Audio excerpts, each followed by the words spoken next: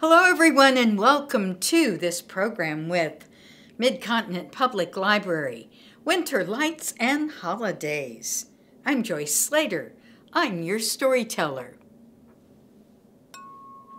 Do you know that already we have celebrated some of the holidays with lights? These holidays happened in the middle of winter and everything was dark. And so people brought out candles to light the way.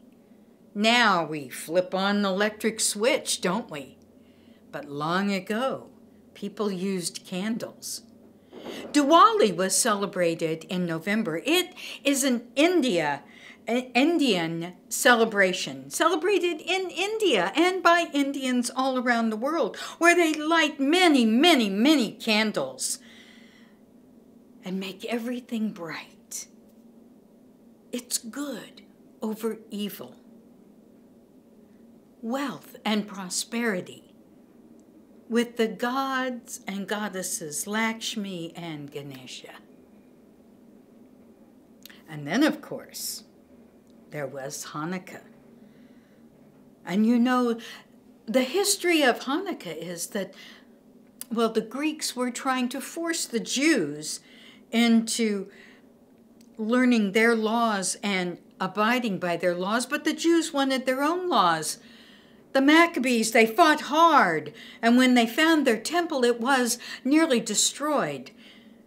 They rebuilt it, and they wanted to light their menorah, but they only had enough oil for one day.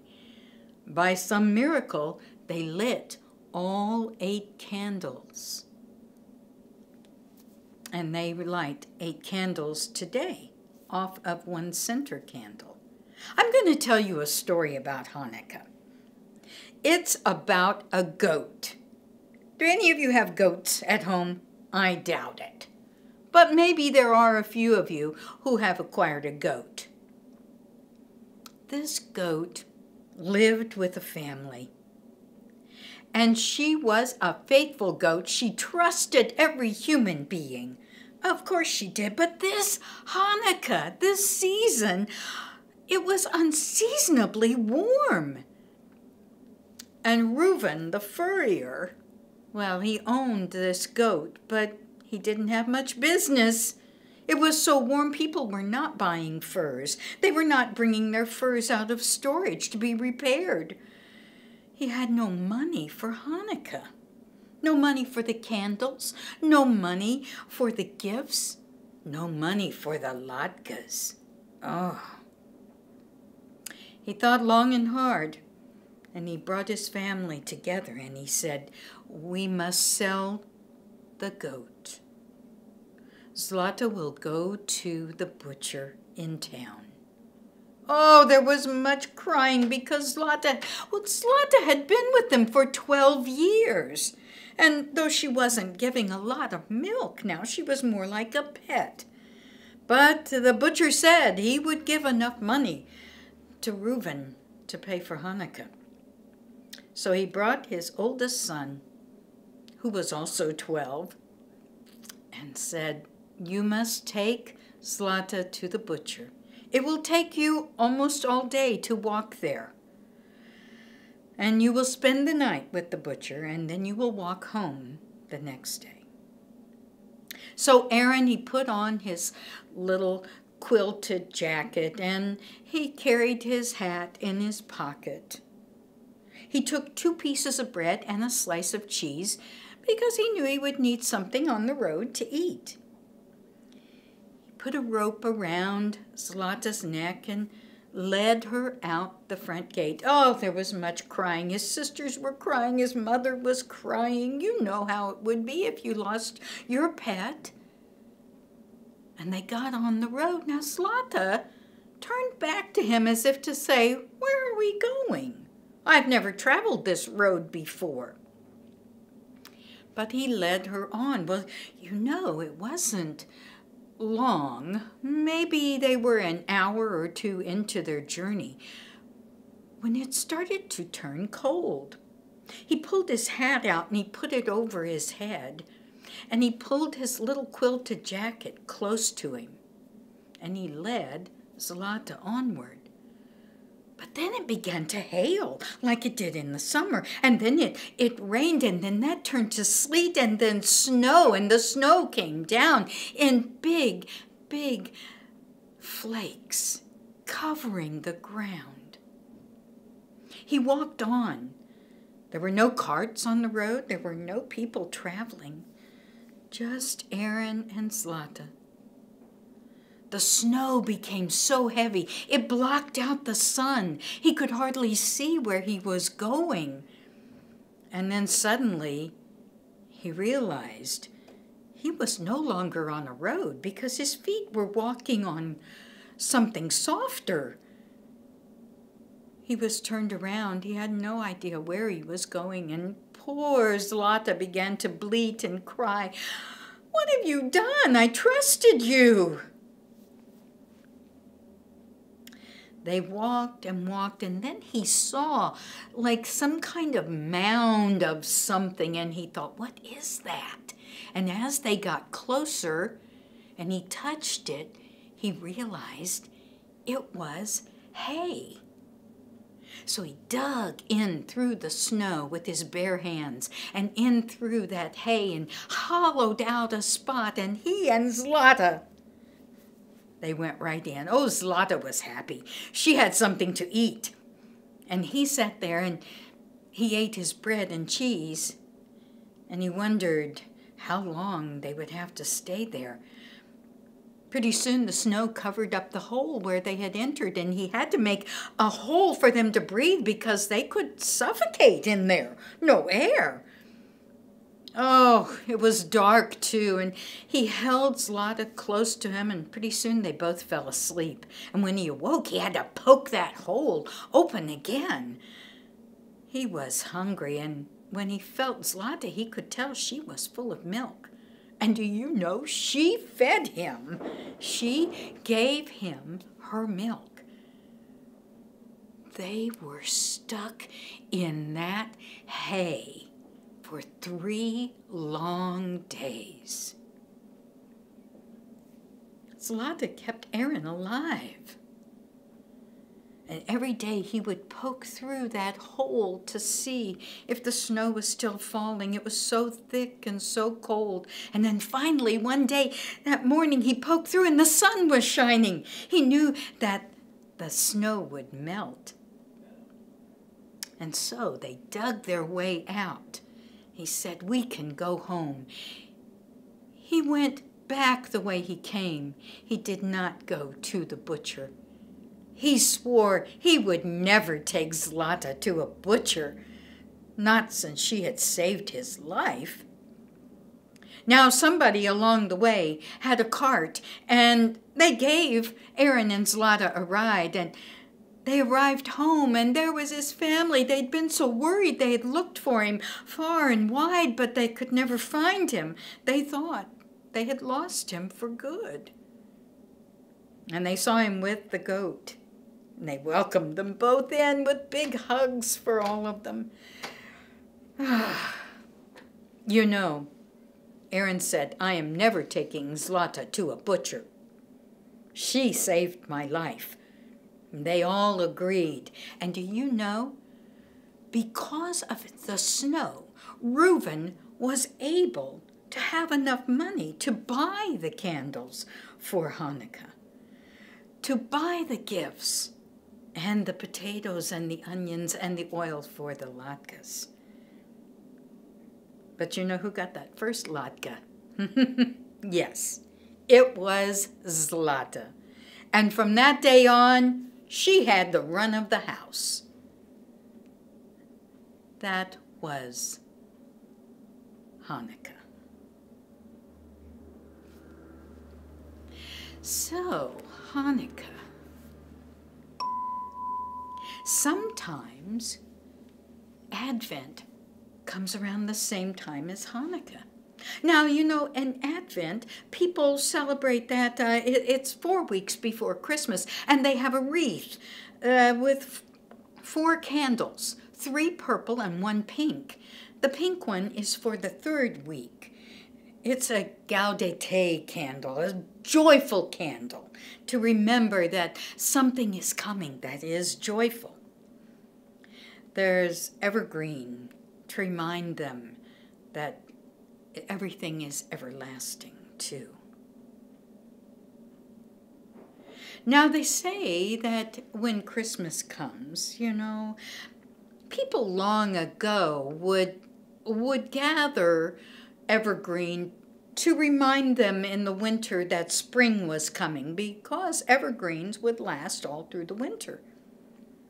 And so when there was the holiday of Christmas, they dispensed with the evergreen for a while, thinking it might be something old, something pagan even, not something Christian like Christmas was. And they would, when they brought back those evergreens, though, long ago, they lit them with candles. They say that Martin Luther in Germany was walking through the woods one day near Christmas, and he saw the stars shining through the trees. And so he went right home and he gathered candles and tied them to their Christmas tree and lit them. Don't try this at home, I'll tell you. Christmas trees these days are very brittle. They might all just go up in one flame. There is a story about a little fir tree, though. Hans Christian Andersen wrote it, and I'm sure you can find a copy of it in your library. So if you want the whole story, look for it there. But there was a little fir tree growing on a hillside with lots of other fir trees. They were much bigger than he. He didn't pay much attention to all of the wonder around him. He thought about when he got to be that big. Yes, when he got to be that big, he would do all the things that those fir trees did. He wondered when he would grow big enough, because sometimes of the year, people would come and cut those big trees down, remove all their branches, and haul them away. But at Christmas time, they would come and cut down trees and take them just as they were. Now, he was very curious about those ones that, were tall and were taken. He asked all the birds, what was that about? And one of them said, I have seen those trees on ships. I think they become masts, and they travel around the world. Yes, that's what they do. And the little tree said, oh, I would like to do that. And he said, well, it'll be a long, long time before you are big enough to be a mast on a ship. But he could be a Christmas tree. He had a good life. The sun would shine down on him and warm him, and the wind would blow breezes through his branches, and the birds would settle in and sing to him, but he didn't care about any of that. Year after year he waited, and then one year, somebody pointed to him and said, oh, there is a perfect Christmas tree. And they took an axe and they cut him down. Oh, it was painful. They loaded him into a cart, but they knew what they were doing. He wondered, though, what to expect. Along the way, he said to the sparrows, do you know what will happen to me? And they said, oh, yes, we have looked in the windows. Oh, they're all decorated. Christmas trees are decorated so beautifully. He said, that's what I will be. So he was taken into a house, dragged through, and to a special room where they put him in a bucket of sand. Now, he thought, I don't think I can grow in this sand, but maybe I can. I'm going to grow bigger in this room. And they decorated him with all sorts of things, sweet meats and oranges and apples and cranberries. And then they put candles on the branches and a star on top. And in the morning, someone lit all those candles and the doors were open and the children rushed in and took their presents and ate the fruit and the sweetmeats off the tree. But they didn't care a thing about that little tree. He didn't know what would happen to him, but you know, he ended up in the attic, back in a corner. He thought, I can't grow in here, there isn't any sunlight. The mice came around and they said, look at this old fir tree. Yeah, I'm not old. They just cut me down. Last, I don't know, maybe a week. I said, oh, you're old. Do you know anything? He said, oh, well, I know a story. I heard a story when the children were opening their presents. And he recalled the story, and the mice were so fascinated, they sat and listened. They said, we'll bring more mice tomorrow. And so more mice and a couple of rats came, and the rats said, that's a silly story. And so they all disappeared. And he was left alone. Until one day a servant came, took him outside and broke him up and turned him into a fire around which children gathered and told stories. And he remembered his happy days when the sun beamed down on him and the breezes went through his branches and the birds sang songs. And now he would be all gone.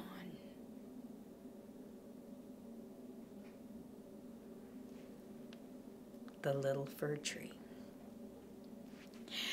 Now, you know, there was one I didn't mention to you. On December 13th, it's San Lucia Day. San Lucia Day.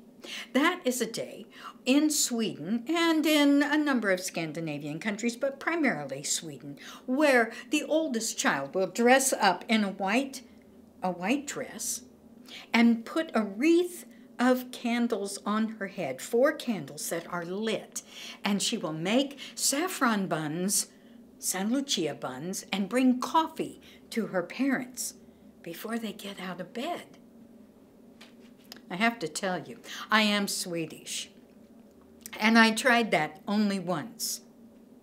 Do you know, those candles, if you move your head just the wrong way, the wax drips and it goes right down on your scalp. I burned my scalp, yes. I should have had like some kind of metal cap on my head, I think. Maybe when I'm older I'll try it again, but I really doubt it. But it's a festival of lights, too, lighting the way with the candles on their heads so they can carry the tray of coffee and buns. I hope my parents appreciated that. So, San Lucia, what else do we have? I will tell you a little story of Christmas that takes place in Sweden, since I have told you something about Sweden. Long ago, there was a hunter, lived way up north in Sweden, near the North Pole, really. And one day he said, I'm going to take a present to the king. What should I take?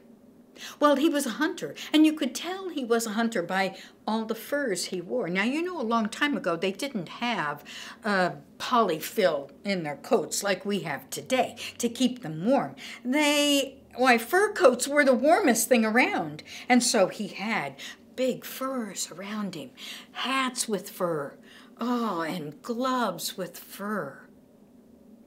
He decided the best bear to take to a king would be a white bear. A polar bear. He searched and searched, but when he went out searching, it began to snow. It snowed so much he couldn't even see the sun Well, there was no real sun in the sky because, you know, in the winter in Sweden, it's dark almost all the time. It snowed so much he got lost. He slept by a tree, huddled up in all of his fur coats. When he woke up, he was very warm, and right next to him was a polar bear. It had kept him warm and saved his life. He said, "I will not give you as a coat to the king. I'll take you as a pet to the king. The king will have a polar bear as a gift." And so they began their journey walking towards Stockholm, where the king lived. But day after day, oh my goodness, they ran out of food. They were so cold, they huddled together. They just wanted a shelter for one night. And then they saw a light in the distance. It was golden. Candles must have been aglow in that house. And when they got very close, they knocked on the door. Boom, boom, boom. But nobody answered. And they knocked again. Boom, boom, boom. Somebody must be home. And suddenly, the little window in the door opened, and there was a man, and he said, "What do you want?" He said, "Well, we are cold and hungry, and we wondered if you would shelter us just for the night." He said, "No." And he closed that window just like that, right in their face. They knocked again. There was no place else to go. They knocked. Boom, boom, boom, boom, boom, boom, boom, boom, boom. Until that man opened the window again. He said, "I said you cannot stay here." And they said, "But why?" He said, "I will tell you why. This is Christmas Eve. It is the worst night in the whole year." They said, "Christmas Eve is the worst night?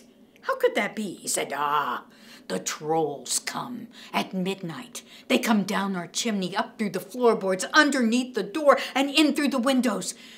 They break up the furniture. They open the presents. They eat the food. They are so mean they even smear jelly on the windows.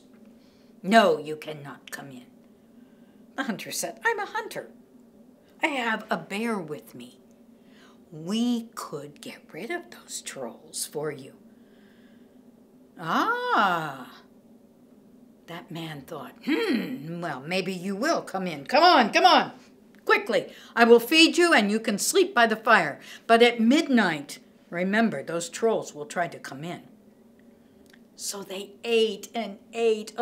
They were so hungry. They ate everything they could, and then they slept by the fire. But you know, that man, he thought, well, everything will be so good. So good. We'll have Christmas again. They wrapped presents. They cooked. They fixed the house. They decorated everything. But at midnight, here they came, the trolls. They came down the chimney, up through the floorboard, under the door, and in through the window. And the polar bear just slept. And so did the hunter. He tried to wake them, but they were snoring so loudly. He couldn't wake them, so he took his family and hid back in the back of the house. And the trolls came, and they did. They broke the furniture. They opened the presents. They ate the food. They even smeared jelly on the windows. And there slept the hunter and the bear. One of those trolls, though, he saw those two by the fire. He picked up a fork and he stuck it in a big potato sausage. He went up to that bear. "Hey, kitty, kitty, kitty, kitty, kitty." And the bear, "Hey, kitty, kitty, kitty, kitty, kitty." "Hey, kitty, kitty, kitty, kitty, kitty." And the bear opened his eyes. He saw that sausage. He took a big bite. He wanted more. And that troll started to run. And the bear chased him around the table and was chasing all the trolls around the table. And then the hunter woke up. And the trolls, they went up through the chimney, down through the floorboard, under the door, and out the window. But what a mess they left.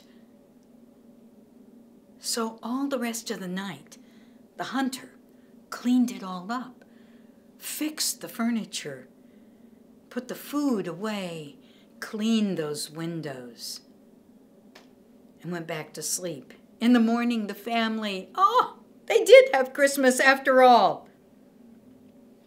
But the hunter and the bear, they had to go on their way. Now, I'll tell you, a whole year went by. And that man who owned that little cabin, he was out in the woods. And he saw a troll. They were hiding behind a tree, all of them, but one of them peeked its head out. And it said, "Do you still have that big white kitty?" And the man thought, and he said, "Oh, yes, I do." And she had 9 kittens. And those trolls never bothered them again. And that's a Christmas story from Sweden. Now, I think we have time for one more. Another festival of light is Kwanzaa.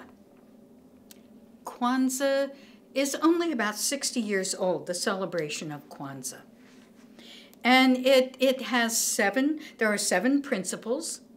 There are 7 candles lit in a kinara. There are 3 green and 3 red and 1 black. Only 1 black. I'm going to tell you a story for one of the principles. Umoja. That principle is unity. Unity. Once, a long time ago, there was a man who lived in a country in Africa, and he had many, many, many sons. They were always fighting among themselves. He said, "How can we be a family if you fight all the time? You must work together." But they never really understood exactly what he meant. So he thought about it. How can I teach them a lesson? He gathered large sticks, many large sticks, many, many large sticks, and he laid them out one at a time. And he told each of his sons to pick up a stick and to break it. Well, they were good, strong men. They each picked up a stick, brought their knee up, and cracked it right over their leg. The stick broke easily. Then he took another pile of sticks, and he bundled them together, and he tied them around and around and around. They were tightly bound. And he said to each of them, "One at a time, I want you to pick up this bundle and break it." Do you know that each of the sons thought they could do that? They picked up that bundle. They tried breaking it over their knee. Oh, no, it was painful. They tried breaking it with their hands. They said, "We will need some kind of tool to break this." Each one after the other, even the strongest could not break it. And he said to them, "And now, this is my message to you. When you are alone and you fight alone, there is no unity, no strength. But when you join together as a family, then we have strength and unity, and we can do anything." And so the sons understood. And from that day on, there was no more fighting. They were a unit, like that bundle of sticks. working together for the good of all. And that is a story for Kwanzaa.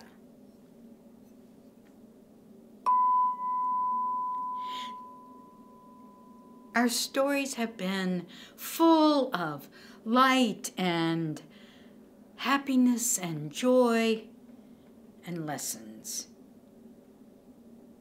Take them with you for your own holiday. You can find out about all sorts of holidays of light at your public library. Go to your local Mid-Continent Public Library and look them up. Thank you.